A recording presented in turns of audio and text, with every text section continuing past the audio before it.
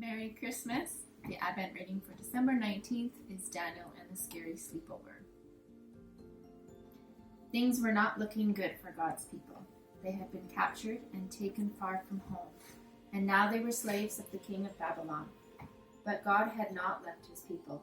He was with them, and he was looking after them. Daniel loved God and obeyed him. Now God made Daniel able to understand lots of difficult things, so it wasn't long before the king of Babylon noticed him. King Darius liked how clever Daniel was, so he made Daniel his most important helper of all, and put him in charge of lots of other helpers. But the other helpers didn't like this. They wanted the king to like them best. They wanted to get rid of Daniel, so they spied on Daniel. They tried to find things wrong with Daniel, things they could tell the king, things they could, but there weren't any. None. They couldn't find anything at all. Except there was just the one thing.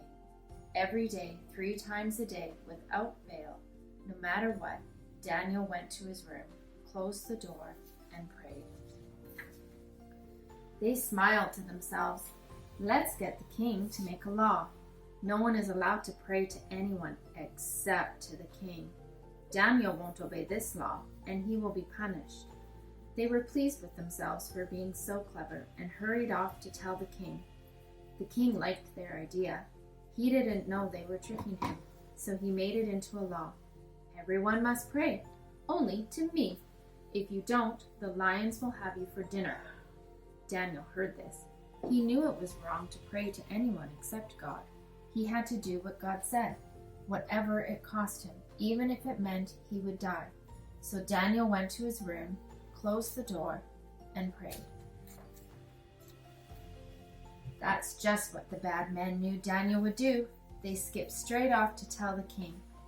Oh, your most glittering highness, your law says, does it not, that everyone must pray to you alone, sire? Yes, said the king. Oh, magisterial brightness, then correct us if we're wrong. But it would seem that Daniel is praying to God, not to you. The king was sad. He had been tricked.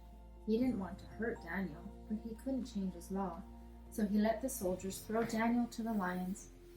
May your God, who you love so much, rescue you, the king said. The king went back to his palace, but he didn't sleep that night, not a wink. He tossed and turned until finally at the first glimmer of dawn, he leapt out of bed, ran straight to the den. Daniel, he cried, has your God rescued you? Yes, Daniel shouted.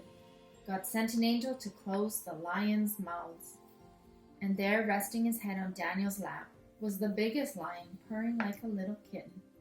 The king brought Daniel out of the den.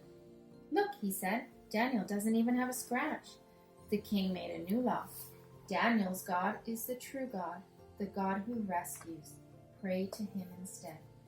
God would keep on rescuing his people, and the time was coming when God would send another brave hero like Daniel who would love God and do what God said, whatever it cost him, even if it meant he would die. And together they would pull off the greatest rescue the world has ever known.